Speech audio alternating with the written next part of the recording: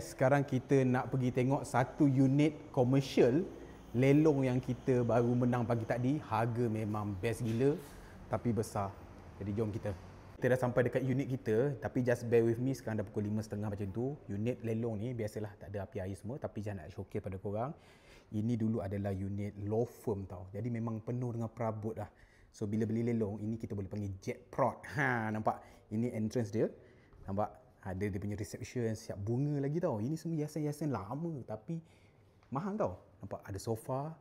Tau, ini satu ruangan tau. The total area adalah 2000 kaki persegi tau. Ni meja registration semua ada.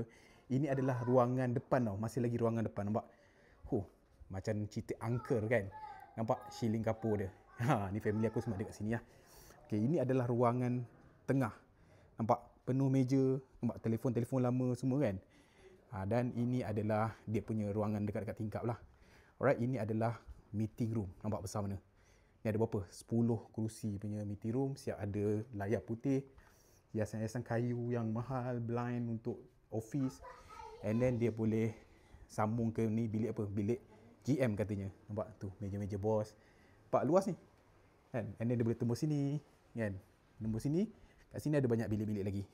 And then sini nampak ada punya pintu kaca. Semua kaca. Bilik nampak ada tingkap. Ada almari semua. And then ni bilik seterusnya. Nampak? Semua bilik-bilik ni bilik-bilik office lah. Yang besar. And then ni satu lagi nampak. Semua dah siap perabot. Aircon pun dah siap. Cuma kita tak show aircon elok tak elok lah. Alright. So ini tempat tadi. Okay, ini ruangan seterusnya.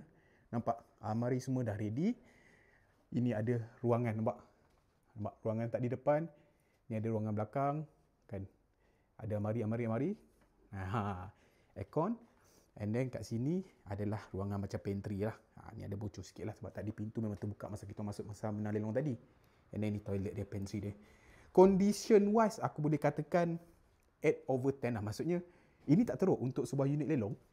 Ini masih lagi dalam keadaan pristine tau. Setakat benda-benda macam ni, ini adalah permainan budak-budak je. Simple nak bersihkan, simple nak betulkan. Tapi shilling semua nice, lampu semua nice. Ini sambung elektrik elok ni. Nampak? Kaset punya aircon. Guess what?